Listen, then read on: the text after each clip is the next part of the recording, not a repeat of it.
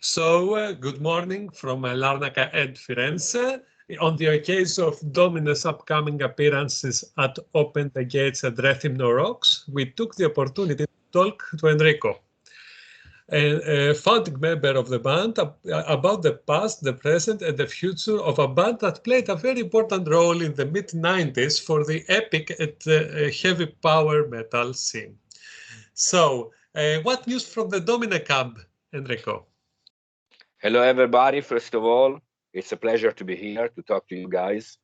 Well, the activity of the band right now is the same of the last few years. Well, actually, for the last 10 years, actually, which is we are doing some selected gigs every now and then, which is probably the main things that you know about us, because sometimes we come to play in Greece. We have been playing a few gigs, very selected gigs, usually in some dedicated classic heavy metal festivals. And of course, we are also writing or rehearsing new material for as more as I can remember, actually, for probably a new album in the future that we still don't know about it. But the main thing is that we do some gigs and keep in touch with the fans, which is something that we really love to do. All right. Your last album, Ancient Spirit Rising, was released in 2007. Exactly. It has been a long time since then. Have you been working on something during this time? I would like to have some more information about your writings right now. Well, Series Angle took more than we to do a new album, so we are still in time, I think.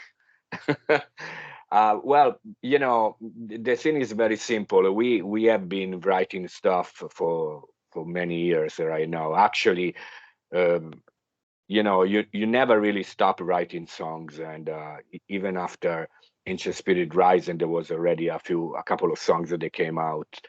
But then, even if we have, I believe we already have enough songs for a couple of albums.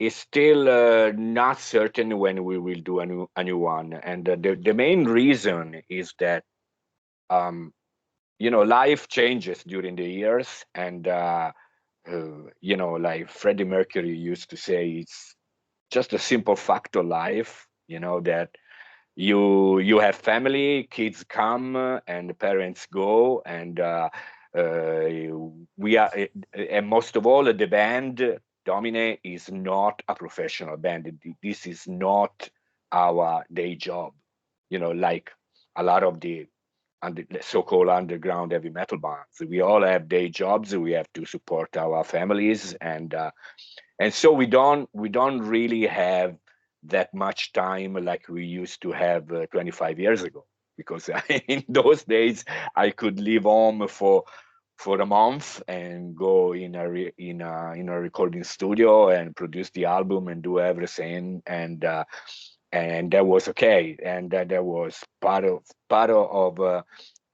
everyday life. Now it's not like that anymore. And then of course there is also all the changes in the music business and everything. There is so many things that comes together.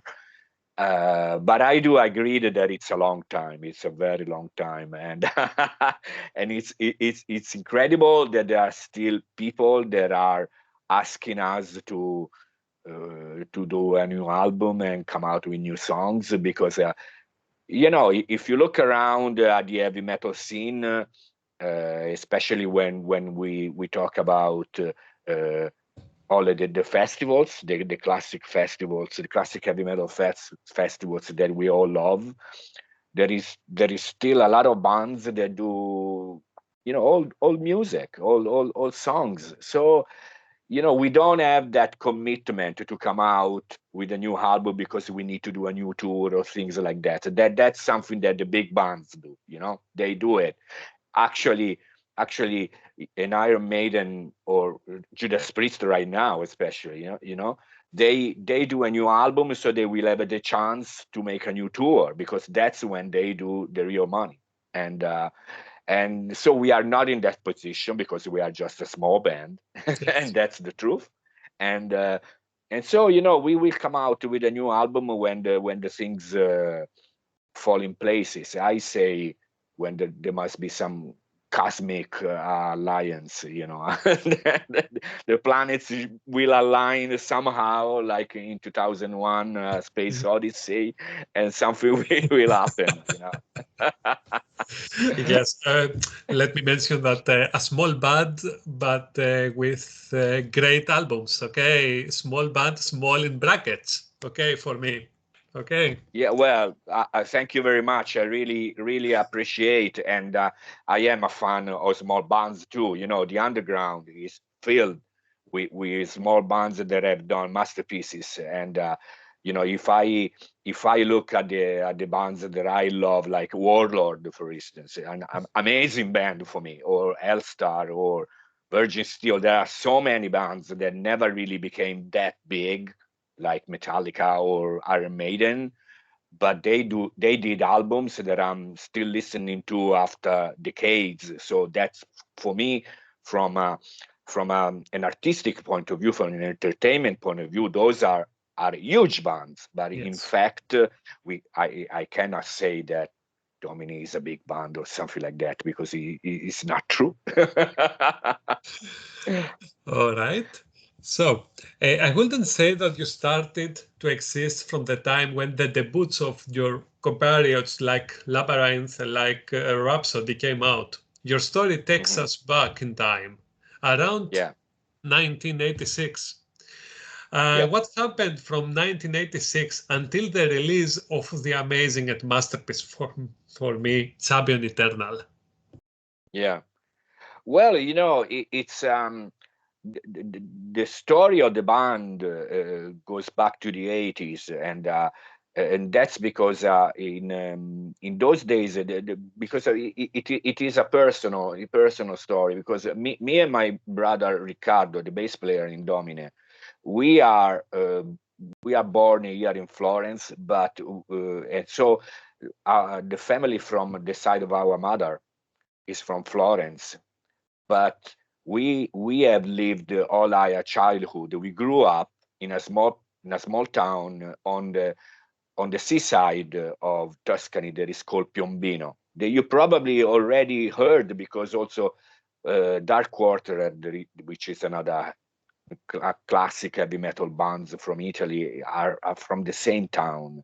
And it's a small town with during the 60s and the 70s, it used to have a huge steel mill. So somehow it's a place that it's on the seaside, so it should have been a touristic place, but instead it was like an industrial city.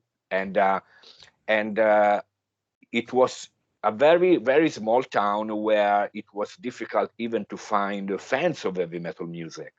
So when we wanted to start a band, it was just a group of friends that got together, and this happened in 2083, and it took years even to just find a way to record some songs or something. It was like, it's the small town problems that everybody have if you don't live in a big city. And in those days, in the early 80s, it was even worse, because the technology was not like now. It was much more difficult to organize a gig for heavy metal stuff. And that's why we recorded many demos, and we were in the middle of the so-called tape trading and the Xerox photocopied fanzines and stuff like that. And it took years, many years, to reach the point to do a debut album. And that happened in the late 90s. Because in those days, there was like, it was a big success for the CD media. The CD, when it came out, it was a huge thing for the music business. And also, in Italy, it started to be labels and many bands do playing heavy metal, and also a lot more heavy metal fans. And that's why I believe we had the chance, we finally had the chance to come out with our first album, and it took years. Also, another reason was also that at a certain point, one by one, some of the old members of the band left the bands for the same factor life that I was talking about. You know, people that they grow up, they do go different ways, they find jobs and things, and that's when we brought the band in Florence, because we moved to Florence, and here we found other musician, and especially we find the singer Morbi, which is he's around even before us, because his first bands like Airspeed and Sabotage, where we are talking about 81, very early stages of the heavy metal scene in Italy, and that's when things came together, and that's when we did the first album. That's the main reason. Mm-hmm. All right. Yeah. How do you feel that Sabin Eternal, Stormbringer the Ruler, the Lancet of the Power Supreme, and Emperor of the Black Runes are now considered as classics in the industry? Well, I hope they are considered classics because they are good and not because they are old. Because sometimes we say, "Oh, it's a classic album." Yeah, it means that it's 50 years old and nobody cares anymore. But it's I really appreciate people that say that. It's unbelievable, to be honest. It's beyond words, because when I started playing in a band. My idea was, my hopes were to do an album and then maybe play in a big gig, like some festivals like the Monsters of Rock, and we did like 5 albums, played many shows, played many festivals, even big ones with Maiden and Manowar and Judas Priest and things like that. So that's beyond everything that I dreamt when I started the band. It's just unbelievable. But that's the way it is, because like you say, we are, first of all, we are music fans. We are here because we love to play. Then, of course, when you are young, you dream to become like a huge band, like, and go tour the world like Kiss, with the huge stage and stuff. But that's, of course, not easy to do, and that's not our story. So right now I'm very, very grateful to the kids that still listen to our music, who still want to come to see us when we play live, and even, like I said before, to the people that are still asking for a new album because they want to listen to new music. And to me, it's crazy. It's beyond belief, but I really appreciate. Okay. In the mid-90s, were released Diamonds in the Italian heavy power metal scene. What do you think pushed the bands and made this awakening happen? So we're talking about your releases. We're talking about Labyrinth Return to Heaven Denied, to the Land of Heaven Denied. We're talking about Legendary Tales of Rhapsody. Yeah. So what happened in the Italian scene that this was like, to say in brackets, an explosion of bands? Yeah. Well, first of all, it happens that there was some of the music business people that they started to see heavy metal like something that can have some results, because in the end, labels and promoters, gig promoters, are in there because they see a way to work and make some money and produce stuff. And that's when they gave some bands the opportunities to do the things properly, because before that, it was all in the hands of the bands themselves. It was like a do-it-yourself situation, you know, but most of all, I believe that the CD explosion was one of those things that was brought a lot of money to the producers, and that's when there were a lot of smaller labels that started, and a lot of these things were done by people who were music fans, and they started to look around for bands who had the potential to have some good results. And keep in mind, for instance, that during the 90s in Italy, there was something like 5-6 magazines that talk about heavy metal. It was unbelievable. I mean, it was even more than there was possible. But that meant that there was some movements and there's interest around the heavy metal scene, even if it was very underground, because we are talking about people who are into heavy metal, and they look around to find new bands, and they are willing to go to small clubs to see gigs, because if you look at the big medias in Italy, like the national TVs or the national newspaper, metal is nowhere to be seen, not even Metallica, not even Iron Maiden, you know, even now. I mean, it's mostly about artists that sings in Italian language, and so in those days there were also some recording studios that started to record heavy metal albums in a proper way.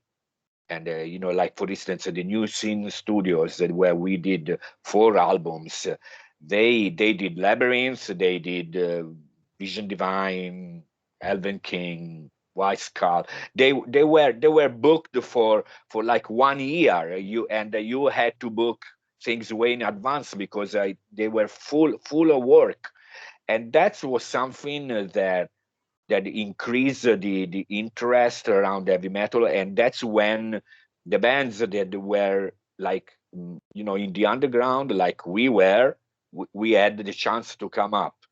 Then, of course, internet came along, and illegal download killed everything.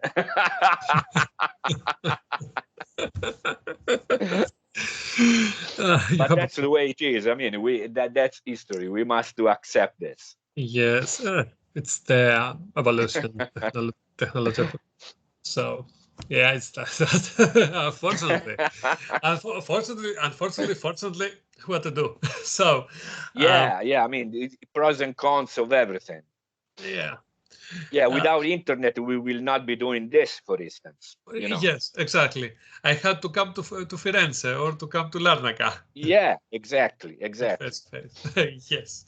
So, how would you describe your music to someone who has never heard your music?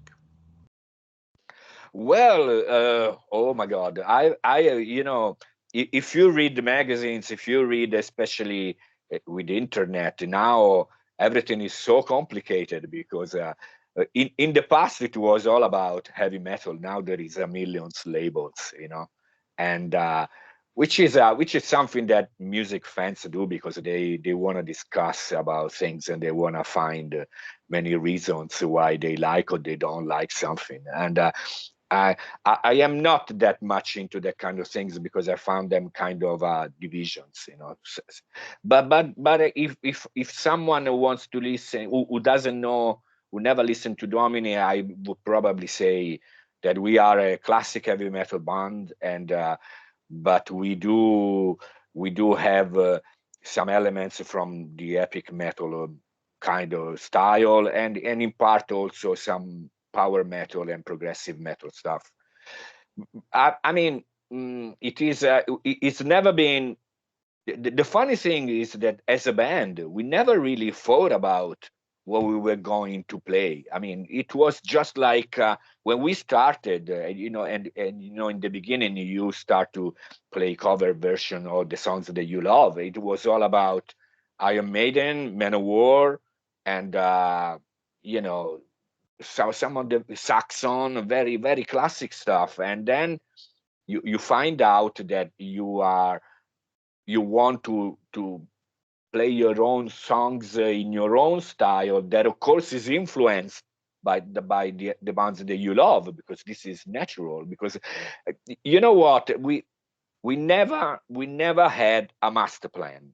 I wish we had, maybe maybe it would be big, but we never really had a master plan to say, okay, let's do this and this, and then if it doesn't work, you can do in another way. We never did that. We are very, how can I say, we are big music fans, and we do what we love, and that's why I think we are very lucky that there are people out there who follow us.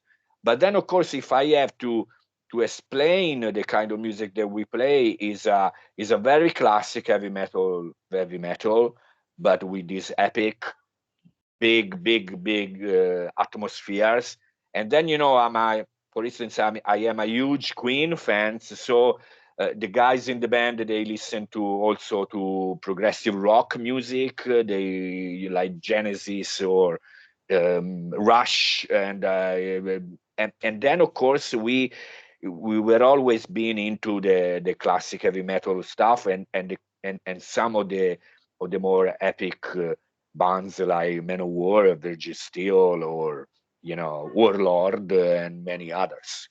All right. So where do you draw your inspiration for the lyrics from? Okay, that's something that I've been very, very happy to talk about, because I got a lot of inspiration from the classic heroic fantasy books, or the sword and sorcery stuff. Actually, one of the things is that I was before a fan of heroic fantasy books and sword and sorcery. That kind of how can I say, subculture that is about books, comic books, illustrations, movies. It's all together, and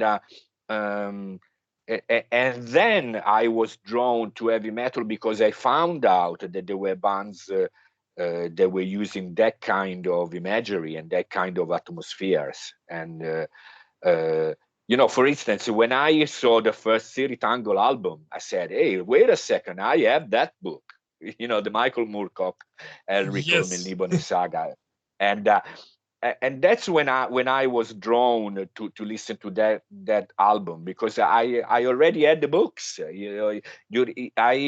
I grew up during the 70s, so like in the middle 70s, for instance, the Lord of the Rings book was massive, was huge, and also the Conan books was very big. There was a huge interest in that kind of literature, and that's when I got into the kind of music. My uncle used to have a huge book collection of science fiction and heroic fantasy books, so I took the first books from him, and my brother Ricardo was the one who brought the Lord of the Rings books in the house. So and also the movie, the animation movie of the Lord of the Rings, Ralph Bakshi, and then later Conan the Barbarian, and another movies like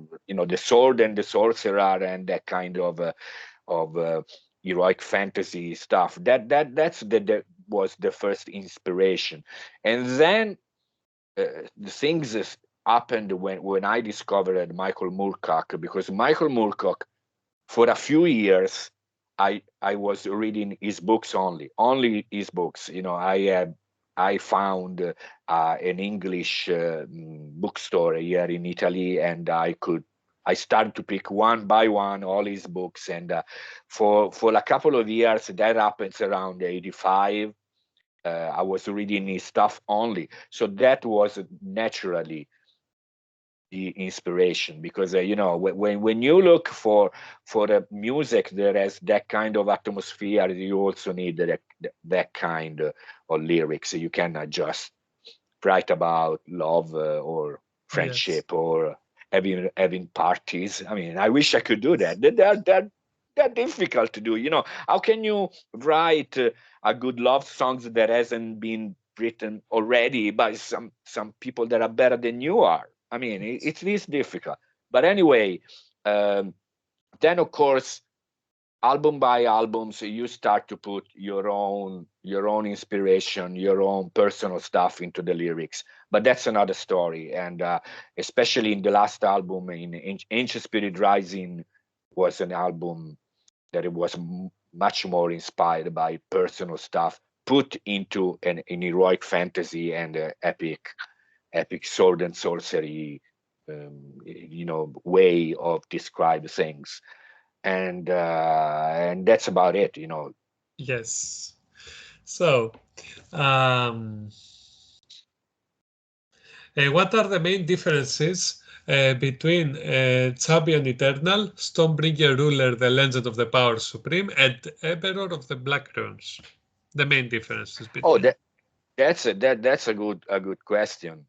I don't really know, to be honest. The different one of the main difference is that the early albums, especially the first, they contain songs that were done in the previous years. You know, they were even recorded for the demo tapes, and they were recorded by different people with a different band, because in the past we used to be we were a 5-piece band, but we had 2 guitar players, you know, like Maiden, Judas Priest, that kind of classic heavy metal lineup. And with Champion Eternal, we went to as a 4-piece, even though there is a keyboard player playing some keyboards in that album. And then after that album, we finally became a 5-piece again with a keyboard player. And even if Riccardo is a keyboard player that has a guitar player attitude, you know, he doesn't really go with all of the progressive virtuosity. He goes very, very heavy, you know, Virgin Steel style. And that's the way that I see it.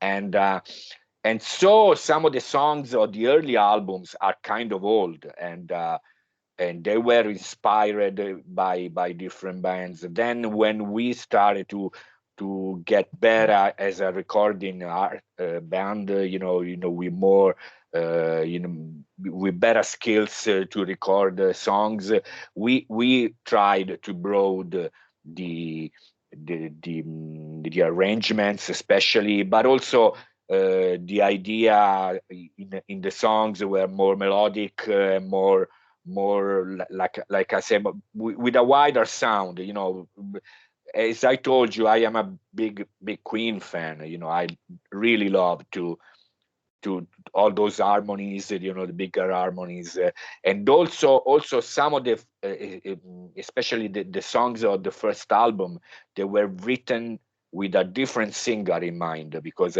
and then when Morby came along, Morby is a singer that can sing anything. You can ask him to do whatever you want and he does it, and it's unbelievable. And so when you have a singer that is not as good as he is, you have some limits. You cannot ask a different singer to do what he does, and this makes a big difference when you write songs, because you understand that your singer can do this, and you try different things, and so that's when the difference between the 3 albums that you say is probably what everybody is called like an evolution. You know, you just pick what you can do and what you want to do, but you try to make it bigger and bigger.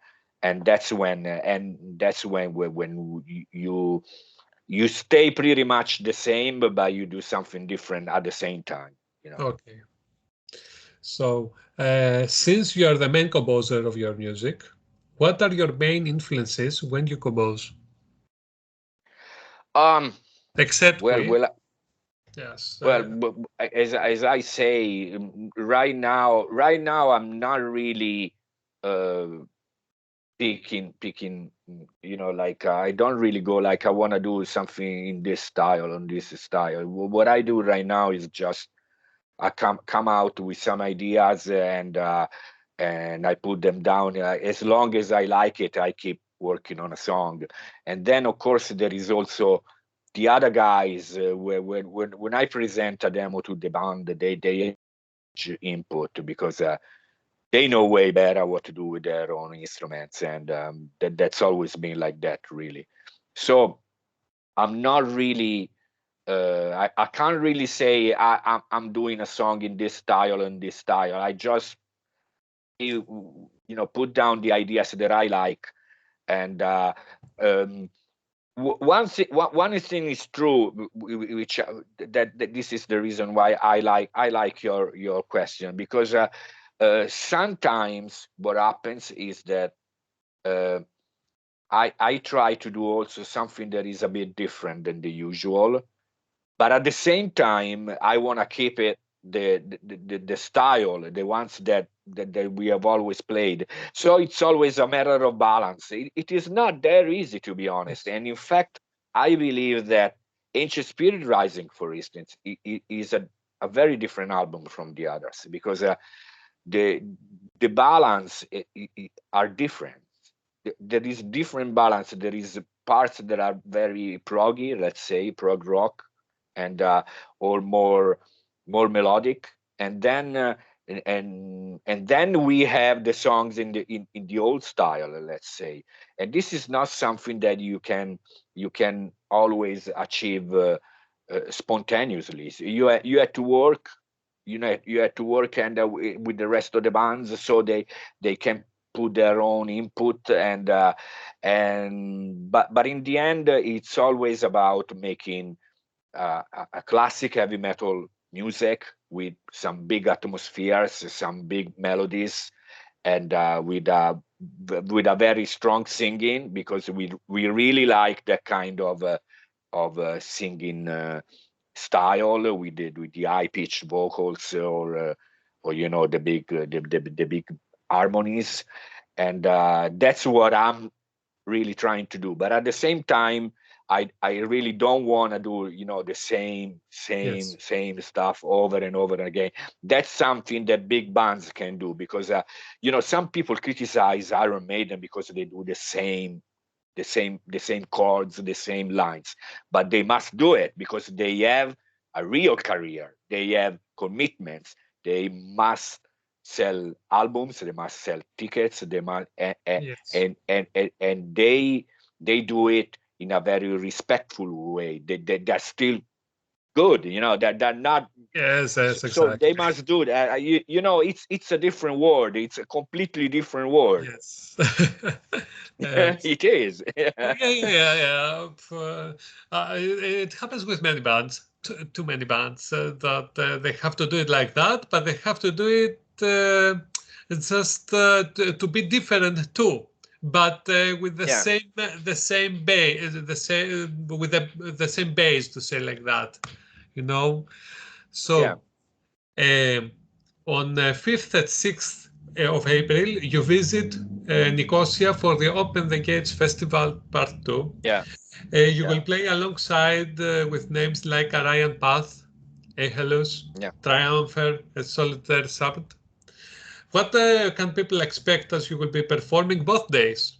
You will have both. Yes. Well, the main idea is to do 2 different sets. Yes. Not completely different sets.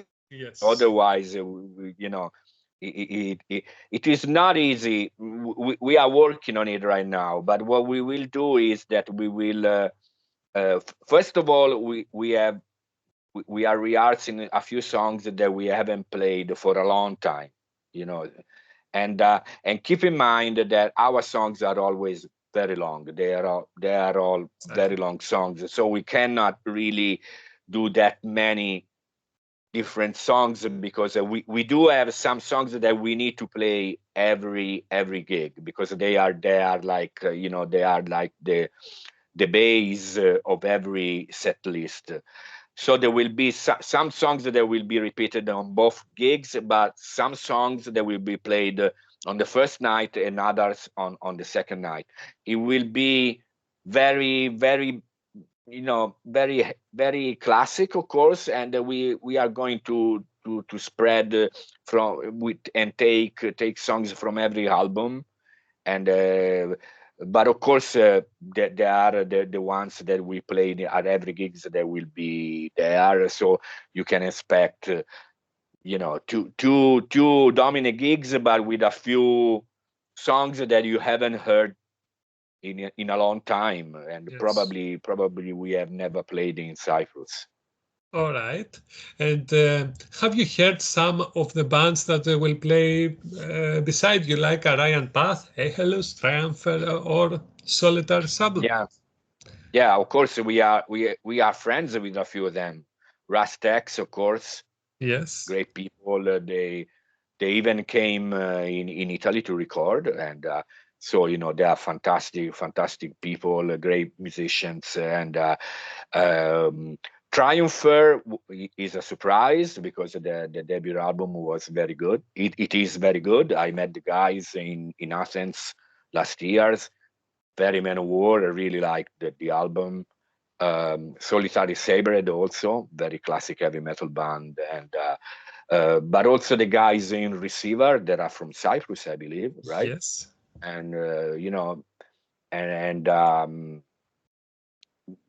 it's but it is always like this when we play this kind of festivals. They're usually all the classic heavy metal bands that work in the underground and with passion and with they are fan of the music they do, and so it is always I must we never ever had a problem in such environments, because it's always like friends playing together, and even you get to know even some of the people in the audience because they show up all the time, which is crazy. And but that's the way it is. It's that what happens in these kind of festivals. It's like festivals like family, this Sounds like that. It is. It really is. Yeah. So on August 29th, 31, you will perform in Rethymno, Creta. It's my hometown there. So, oh, really? Yeah. So, oh.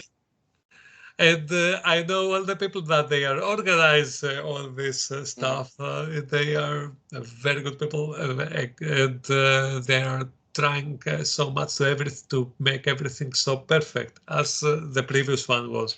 So, what can people expect from Domine at an open air festival? Well, in the open air festivals, we usually play the more direct songs, that because we do have this kind of we also really love to play very fast songs. That's our power metal side, probably, that come out from, but also in the classic heavy metal bands like Savage Grace or Hellstar, or they do have, but even Man of War had very, very fast songs. So when we play our own gig, we usually make a balance with the long epic songs and the faster ones. Usually when you play a shorter set list and at an open air festival, you go for the faster songs, but still we are aware that it's Crete, so I've never been there, but I understand that the audience must be something like Athens, Greek and Greece and Cyprus. So I believe that we will do a few of the long songs, a couple of the long songs, and then some of the faster ones. It will be probably something that is more direct, we cannot. I don't think that we can play in Greece without playing the Eternal Champion Suite, because they will kill us. Yeah. They will not let on the airport out of the aisle. So we will play that for sure. Yes, exactly. Because I love it. I know it. I have no problem about that. I actually love it. It's great. And so, you know, it will be probably something like that, because we have but it's still like almost an hour of gig, so it's okay. Yeah. So the history of both islands, Crete and Cyprus, is very rich, adventurous and labyrinthine. Do you know anything about it? If so, how do you think you could add them to a possible new album as lyrics? You know, as a source of lyrics.